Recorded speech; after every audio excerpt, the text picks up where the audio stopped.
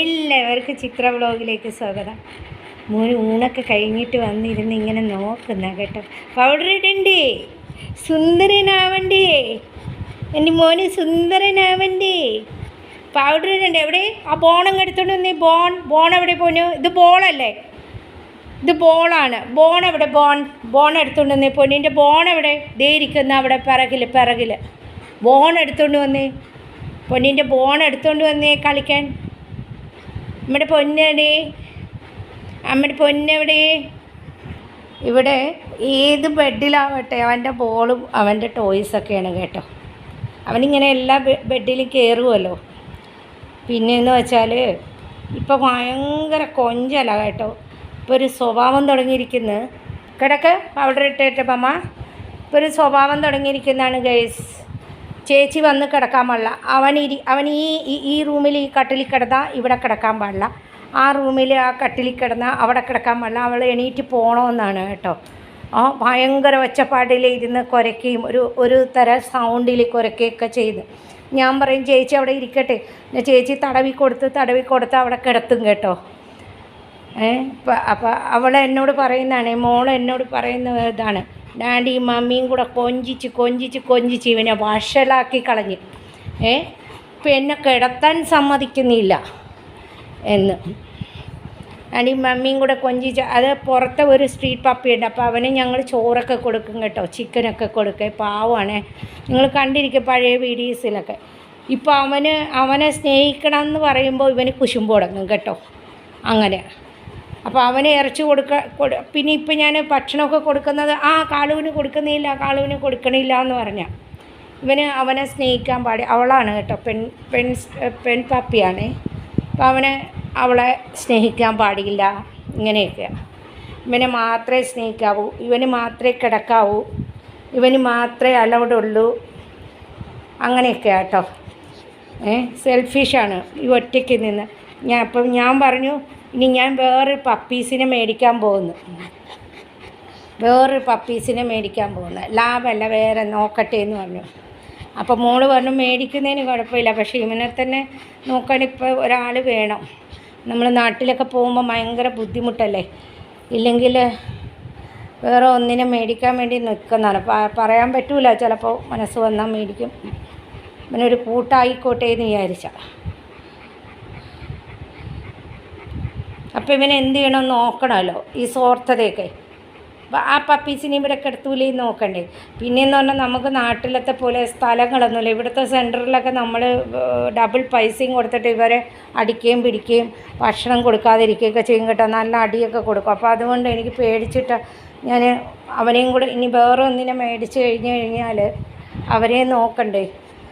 ഇത് ഇപ്പോൾ നമ്മളിപ്പോൾ ദൂരദേശത്തല്ലേ കിടക്കുന്നത്. അപ്പോൾ നാട്ടിൽ പോകണം. ഒരു മാസം ഞാൻ പോയി കഴിഞ്ഞാൽ 1.5 മാസം 2 മാസം 1.5 മാസം ഞാൻ മാക്സിമം നിന്നിട്ടേ വരുള്ളൂ. ഹസ്ബൻഡ് പോയി കഴിഞ്ഞാൽ 10-15 ദിവസമൊക്കെ ഉള്ളൂ കേട്ടോ. 10 ദിവസം 12 ദിവസമൊക്കെ നിന്ന്. അപ്പോൾ ഞാൻ നിന്നാൽ പ്രശ്നമില്ല. അവന് ഈ പുറത്ത് കൊണ്ടുപോകുന്നതിന് മാത്രമേ, കുളിപ്പിക്കാനും മാത്രമേ പ്രശ്നം വരുന്നുള്ളൂ. അത് ഞാൻ കുളിപ്പിച്ചോളൂ.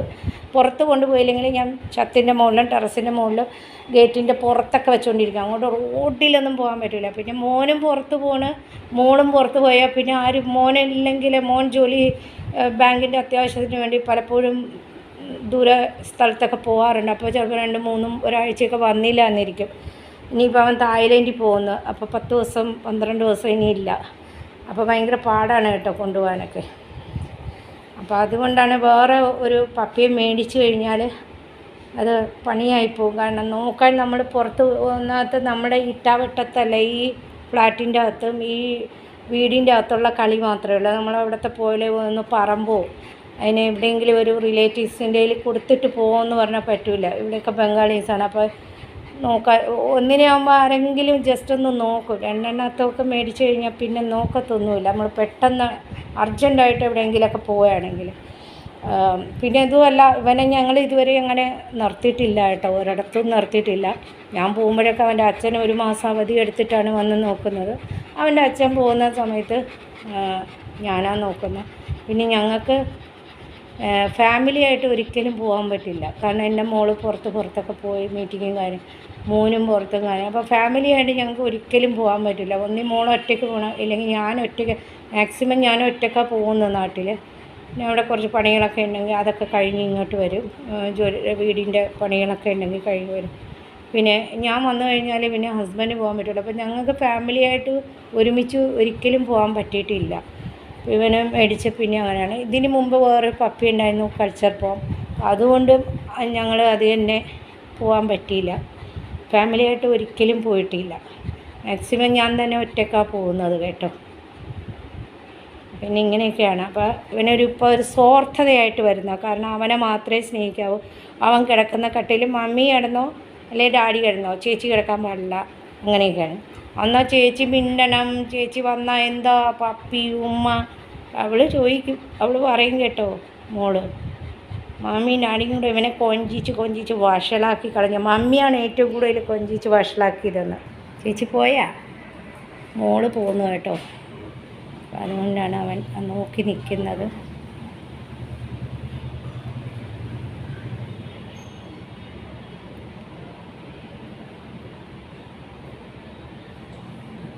പോകുന്ന ചേച്ചി പോകുന്നു. പോയി ചേച്ചി പോയി, ടാറ്റാ. ശരി, കയറ്. മഴ വരുന്നു, കറുത്ത് വരണ്ടുണ്ട് മോനു. ഓളിപ്പോന്ന്, മഴ വരുന്നു. മമ്മി തുണികൾ എടുത്തുകൊണ്ട് വരട്ടെ. മോൻ ഇവിടെ നിൽക്കോ അതോ മമ്മിയുടെ കൂടെ വരുമോ? മമ്മി തുണികളെടുക്കാൻ പോട്ടെ. പൊന്നു പെട്ടെന്ന് വന്നാ. ഓ എന്തൊരു ചൂട് പൊന്നോ. മഴ വരാനായിരിക്കും, മഴക്കാറ് വരുന്നുണ്ട്. അയ്യോ തളർന്നു. മമ്മി ഓടിപ്പോയി. അപ്പോൾ ഗൈസ് തുണികളെല്ലാം കൂടെ ഓടിപ്പോയിട്ട് എടുത്തുകൊണ്ട് വന്ന് ഈ ചെയറിൽ ഇട്ടേക്കണം. ഇനി മടക്കണം കേട്ടോ. വീഡിയോ എടുത്തുകൊണ്ട് നിന്നതാ. ഭയങ്കര ചൂട്. അപ്പോൾ അത് മഴക്കാറ് വരുന്നുണ്ട്, ചിലപ്പോൾ മഴ പെയ്യാനായിരിക്കും. മഴ പെയ്യുമ്പോൾ ഇനിയും ചൂട് കൂടും കേട്ടോ. ഇനി തുണികളൊക്കെ മടക്കണം. അപ്പോൾ അവൻ്റെ ഒരു കയ്യിൽ വീഡിയോ ആയിട്ടാണ് പോയത് കേട്ടോ. പെട്ടെന്ന് എടുത്തുകൊണ്ട് വന്നു, കയറി വന്നു കേട്ടോ. എൻ്റെ പിറകെ വന്നതായിരുന്നു കേട്ടോ. അപ്പോൾ എനിക്ക് തുണികൾ കയ്യിൽ പെട്ടെന്ന് എടുക്കുന്നുള്ളതുകൊണ്ട് ക്ലിപ്പും ഒക്കെ വീഡിയോ എടുക്കാൻ പറ്റിയില്ല. തുണികൾ എടുത്തുകൊണ്ടുവന്ന് ഈ ചെയറിൽ കൊണ്ടുവന്ന് വെച്ചിട്ടുണ്ട്. ഇനി ഇതെല്ലാം മടക്കി വെക്കണം. ഇവിടെ ബെഡിലൊന്നും വെക്കാൻ പറ്റൂല കേട്ടോ, ഇവൻ കയറി ചവിട്ടും, അതുകൊണ്ടാണ്. പിന്നെ ഭയങ്കര കൊടും ചൂട് കേട്ടോ.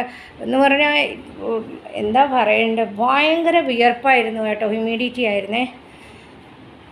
അപ്പോൾ മംഗള ന്യൂസിലൊക്കെ പറഞ്ഞായിരുന്നു 2 ദിവസം കഴിഞ്ഞ് മഴ പെയ്യുന്നു. മഴ ഇന്നിനി നല്ലതായിട്ട് പെയ്യുമെന്ന് അറിഞ്ഞൂടാ. കറുത്തിരുണ്ട് വരുന്നുണ്ട്. ചിലപ്പോൾ ഇങ്ങനെ തന്നെ ഈ കാറ്റിലൊക്കെ പോവും കേട്ടോ, പറയാനും പറ്റില്ല. അപ്പോൾ ചിലപ്പോൾ ചൂട് കൂടും. അപ്പോൾ എല്ലാവർക്കും എൻ്റെ വീഡിയോ ഇഷ്ടപ്പെട്ടാൽ ഒന്ന് ലൈക്ക് ചെയ്യുക, ഷെയർ ചെയ്യുക, കമൻറ്റ് ചെയ്യുക. കമൻറ്റ് ബോക്സിൽ ബെൽ ബട്ടൺ പ്രസ് ചെയ്യുമ്പോൾ എൻ്റെ നോട്ടിഫിക്കേഷൻ എല്ലാം തന്നെ കിട്ടും. അപ്പോൾ ഞാനിത് സ്ഥിരം പറഞ്ഞ് എൻ്റെ സ്കൂബിയും എൻ്റെ മോനും അത് പഠിച്ചു തുടങ്ങി കേട്ടോ. ആദ്യമായിട്ട് ചാനൽ കാണുന്നുള്ളവരാണെങ്കിൽ ഒന്ന് സബ്സ്ക്രൈബ് ചെയ്തിട്ട് സ്കിപ്പ് ചെയ്യാതെ കാണണം കേട്ടോ. കയ്യിലുള്ളതൊക്കെ പുറത്ത് വരുന്നുണ്ട്. ഇനി 9 ദിവസത്തെ മരുന്നും കൂടെ ഉണ്ട്, അതും കൂടെ കൊടുത്തു കഴിഞ്ഞാൽ ഇത് ഒരു ഓയിൻമെൻ്റ് ഉണ്ട്. ഇത് പെട്ടെന്ന് തേച്ചാൽ പോകും, പക്ഷേ ഇവൻ സമ്മതിക്കില്ല കേട്ടോ, ഇവൻ നക്കും.